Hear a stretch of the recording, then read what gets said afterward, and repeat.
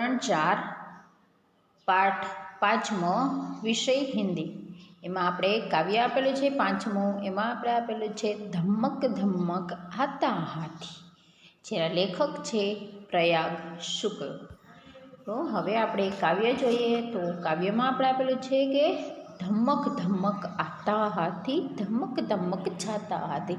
તો આપણે હાથીને જોયો હોય તો હાથી છે એ કેવો મસ્ત એની ધૂનમાં જ આવતો હોય છે, એટલે કે એની મસ્ત જોશમાં એને જ્યારે હાલતો હોય ત્યારે એના પગના જે અવાજ આવે છે એ ખૂબ જોશથી આવતો હોય એવો લાગે છે, એટલે કે ધમક ધમક હતા હાથી, ધમક ધમક જાતા હાથી, એટલે કે એવી જ રીતે પાછો ધમક ધમક કરતો જાય છે। અપની સૂંઢ ઉઠાતા હાથી, એટલે કે એની સૂંઢ ઉપાડે છે હાથી। જો આપણે ચિત્રમાં બતાવેલું છે અપની સૂંઢ ગિરાતા હાથી, એટલે કે એની સૂંઢ એ નીચે નાખે છે। અપની સૂંઢ હિલાતા હાથી, એની સૂંઢ છે એ ક્યારેક ખાલી હલાવે છે। અપની સૂંઢ ઘુમાતા હાથી, એટલે કે એની સૂંઢ છે એ ક્યારેક ઘુમાવે એટલે કે ગોળ ફરાવે છે। ધમક ધમક આતા હાથી, ધમક ધમક જાતા હાથી, એટલે કે એના જોશમાં એ ધમક ધમક કરતો આવે છે ને ધમક ધમક કરતો જાય છે। જાપાની મેં જાતા હાથી, ભરભર સૂંઢ નહાતા હાથી। હવે હાથીભાઈ છે તો એને પાણી ખૂબ ગમે, એટલે કે જ્યારે એ પાણીમાં જાય ત્યારે તો એની એ સૂંઢ ભરી ભરીને પાણીથી નહાય। કિતને કેલે ખાતા હાથી, યહ તો નહીં બતાતા હાથી, એટલે કે એ કેટલા કેળા ખાય છે એ કોઈને કહેતો નથી। કેળા છે એ હાથીનો પ્રિય ખોરાક છે। ધમક ધમક આતા હાથી, ધમક ધમક જાતા હાથી, એટલે કે એ ધમધમ કરતો આવે છે અને જાય છે। હવે એના પછી આપણે આપેલું છે તો એમાં આપણે કવિતા કો અભિનય કે સાથ જ્ઞાન કીજીએ। તો આ તમારે ઘરે કરવાનું છે કે હાથી એની સૂંઢ ઉપરથી સૂંઢ ઉપર પાણી નાખીને ફેરવતો હોય, એની સૂંઢ હલાવતો હોય, એવી રીતે સૂચના કે અનુસાર અભિનય કીજીએ, એટલે કે રોના, એટલે કે આપણે રોવાની એક્ટિંગ કરવાની છે, હસવાની, પટાકે છોડના, કપડે ધોના। એના પછી છે પઢીએ ઓર સમજીએ। તો આપણે આ શબ્દ આપેલા છે તો એને આપણે પહેલાં તો વાંચીએ તો કે ઉઠના, ગિરના, આના, જાના, छोटा, बड़ा, ऊंचा, नीचा, पकड़ना और छोड़ना। હવે આને આપણે સમજીએ તો ઉઠના એટલે કે ઉપાડવું, ગિરના એટલે કે પડવું, આના એટલે કે આવવું, જાના એટલે કે જાવું, છોટા એટલે કે નાનું, બડા એટલે કે મોટું, ઊંચા એટલે કે ઊંચું, નીચા એટલે કે નીચું, પકડના એટલે કે પકડવું અને છોડના એટલે કે છોડવું। એના પછી આપણે જોઈએ તો આપણે આપેલું છે કે ऊपर दिए गए विलोम शब्द को आधारित वाक्य बनाएं, जैसे गिरे हुए को उठना चाहिए, हमें किसी को गिराना नहीं चाहिए।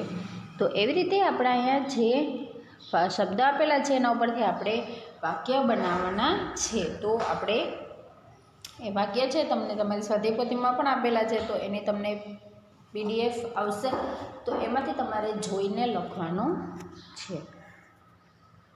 એના પછીની છે એ વાર્તા બનાવવાની છે, આપણે જે ચિત્ર આપેલા છે એના ઉપરથી, તો એ પણ તમને એનો ફોટો આવી જશે,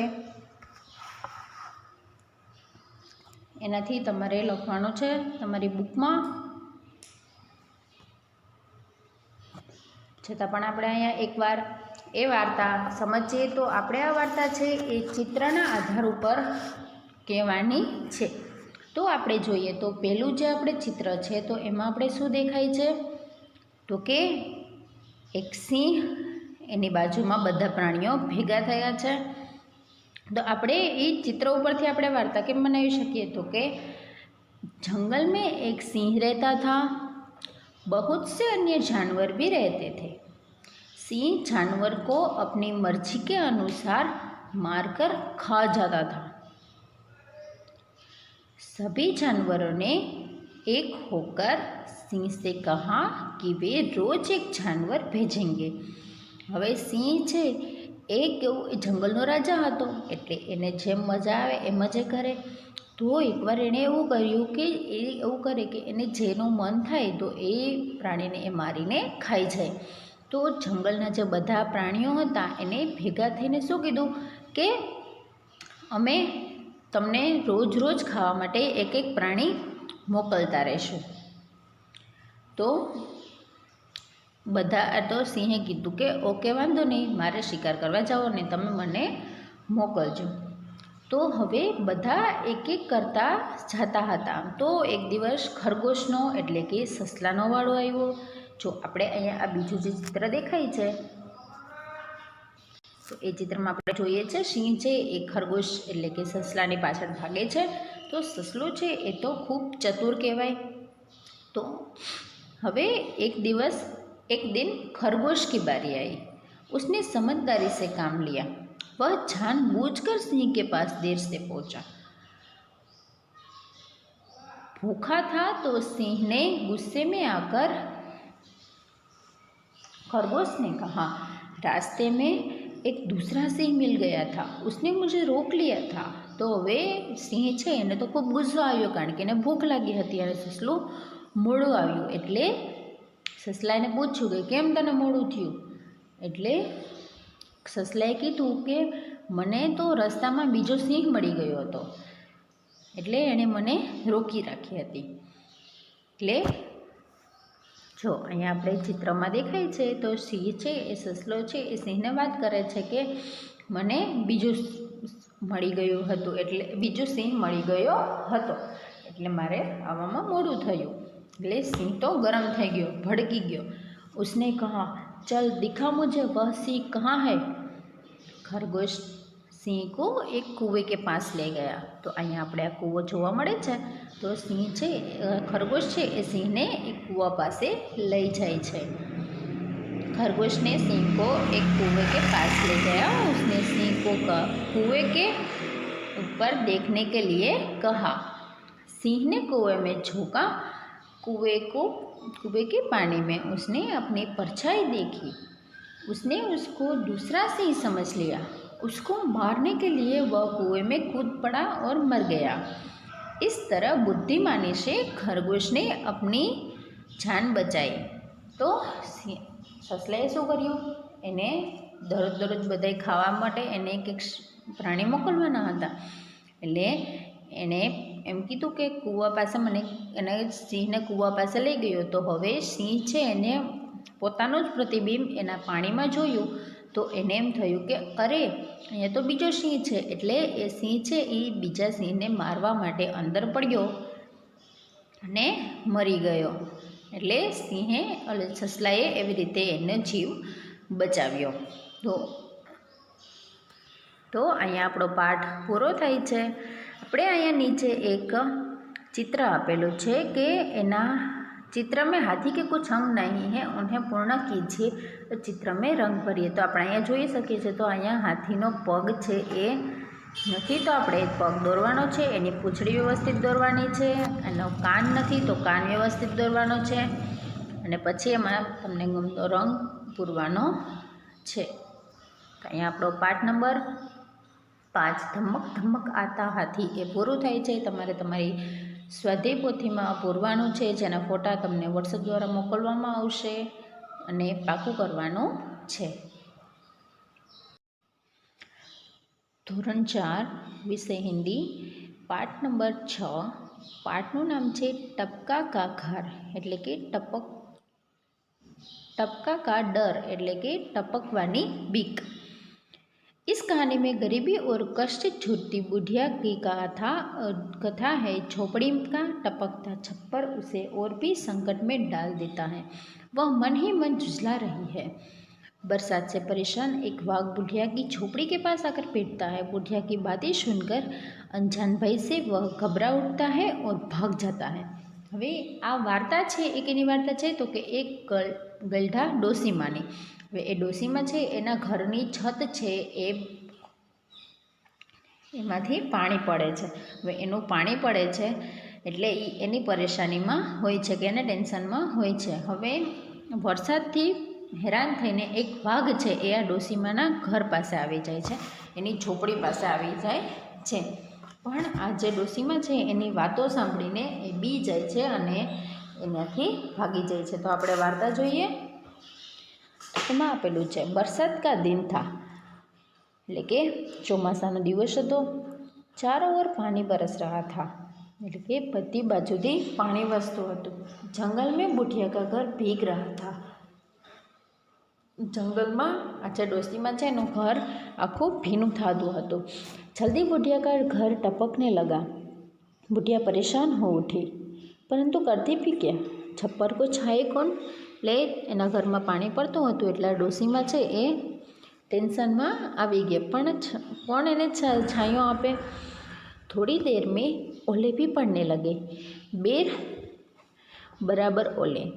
उधर एक बाघ ओलों की मार से परेशान हो उठा, कूदते फांदते वह बुढ़िया के घर के पास आ पहुंचा. હવે થોડીક વાર થઈને એટલે ઓલા, એટલે કે આપણે જ્યારે વરસાદ બહુ આવતો હોય તો મોટા મોટા જે છાંટા પડે એવા છાંટા પડવા માંડ્યા, બોર જેવડા મોટા છાંટા. હવે આને મારથી વાઘ છે એ હેરાન થઈ ગયો અને એ આ જે ડોસીમાં છે એના ઘરની પાસે આવી ગયો. બુઢિયા અંદર ચાવલ પકા રહી थी, चूल्हे पर पानी टपक रहा था. टप टप वह झुंझला उठी और बोली, मुझे टपका से इतना डर लगता है जितना बाघ से भी नहीं. તો હવે ડોસીમાં છે એ એના ચૂલા ઉપર ભાત બનાવતી હતી અને એમાં પાણીનો, અને જ્યારે એ ભાત બનાવતી હતી પણ ઉપરથી છત છે એ પાણીના ટીપા ટપ ટપ પડતા હતા. એટલે એણે કીધું કે મને આ પાણીના ટીપાથી તો એટલી બીક લાગે ને કે જેટલી મને એક વાઘથી પણ બીક લાગતી નથી. बाघ ने सोचा, बुढ़िया मुझसे तो नहीं डरती मगर टपका से डरती है, जरूर टपका मुझसे भी बड़ा जानवर होगा. बस इतना सोते ही बाघ घबराया और सिर पर पैर रखकर भाग गया. તો હવે વાઘને એવો વિચાર આવ્યો કે આ બુઢિયા મારાથી નથી બીતી પણ આ ટપકાથી બીવે છે, એટલે કે આ ટપકો છે એ તો મારાથી પણ મોટો જાનવર હશે. બસ એવું વિચારી અને વાઘ તો બી અને પોતે એના ઘર ત્યાંથી ભાગી ગયો. હવે આપણે અહીંયા આપેલું છે મુહાવરે, ઝુંઝલાના ઉઠના એટલે કે ક્રોધિત ઉઠના એટલે કે ગુસ્સો કરવો, सिर पर पैर रखकर भागना એટલે કે તેજ ગતિ से भागना. હવે આના પ્રશ્ન જવાબ છે તો એ તમને તમારી બુકમાં તમારે લખવાના છે, તો એના તમને ફોટોઝ મોકલવામાં આવશે, એનાથી તમારે તમારી ચોપડીમાં લખવાનું છે. હવે આપણે પ્રશ્ન નંબર 3 આપેલો છે, એમાં છે કે નીચે દિए गए चित्र का वर्णन 10 वाक्यों में लिखिए. તો આપણે અહીંયા ચિત્ર આપણે જોઈએ તો આપણે આ ચિત્ર કેનું દેખાય છે કે આપણે એક મેળાનું ચિત્ર દેખાય, તો આપણે એને વાક્ય કેમ લખશું, તો પહેલું વાક્ય આપણે લખશું, यह एक मेले का चित्र है. मेले में तरह तरह की दुकानें लगी हुई है. मेले में बच्चे, जवान और बूढ़े लोग हैं. मेले में एक सपेरा खेल दिखा रहा है. આપણે જો અહીંયા જોઈ શકીએ છીએ, एक जादूगर भी अपना जादू दिखा रहा है. અહીંયા આપણે જાદુનો ખેલ કરતો જોવા મળે છે, તો કે એક जादूगर भी अपना खेल दिखा रहा है. दो चकडोल भी दिखाई दे रहे हैं. અહીંયા આપણે ચકડોળ દેખાય છે. कुछ लोग चकडोल में बैठकर मजा उठाते हैं.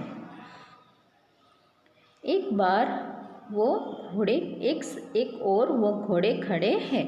તો આપણે અહીંયા જોઈ શકીએ તો આપણે ઘોડા પણ ઊભા દેખાય છે. આર્યા लोग मेले में घुड़सवारी की मज़ा भी उठाते हैं. गुब्बारे वाला गुब्बारे बेच रहा है. તો આપણે એનું 10 વાક્યોમાં લખવાનું છે. તો આ આપણે અહીંયા પતી ગયું. હવે આપણે प्रश्न नंबर 4 आपेलो है। नीचे दिए गए चित्र के आधार पर कहानी कहिए। तो આપણે અહીંયા જોઈએ તો આપણે ચિત્રમાં શું દેખાય છે, પહેલાં તો આપણે બધા ચિત્ર જોઈએ તો આપણે અહીંયા અંદર છે એ સિંહ ઉપર ચડેલો દેખાય છે, જે સિંહ ગુસ્સે થયેલો જોવા મળે છે. એવી રીતે આપણે 6 ચિત્ર આપેલા છે. તો આપણે જોઈએ તો આપણે પહેલું ચિત્ર છે તો આપણે એની સ્ટોરી કેમ બનાવશું. तो આપણે જોઈએ कि किसी जंगल में एक शेर रहता था. एक दिन वो सो रहा था. उसी समय एक चूहा अपने बिल से निकला और वह शेर के शरीर पर दौड़ने लगा. પછી બીજું ચિત્ર આપણે જોઈએ. इस शेर की नींद खुल गई. उसे बहुत गुस्सा आया. उसने चूहे को पकड़ लिया.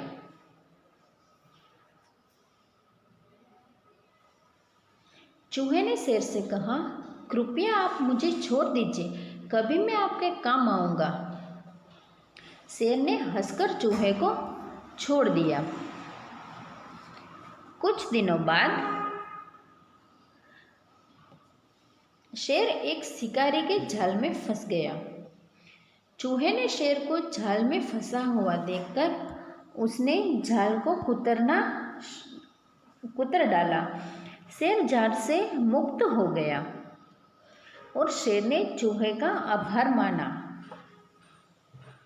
तो આપણી અહીંયા આ જે વાર્તા છે એ પૂરી થાય. એટલે કે આપણે ક્યારેય કોઈ પણ પ્રાણી છે અથવા તો આપણાથી નાના લોકો છે એને આપણે કમ સમજવા જોઈએ નહીં. આ બધા જે આપણે પ્રશ્ન છે એ તમને તમારી બુકમાં લખવાના છે, તો જેના તમને ફોટો વોટ્સઅપ દ્વારા મોકલવામાં આવશે, જેની ખાસ નોંધ લેવી, તમારે પાકું કરવું.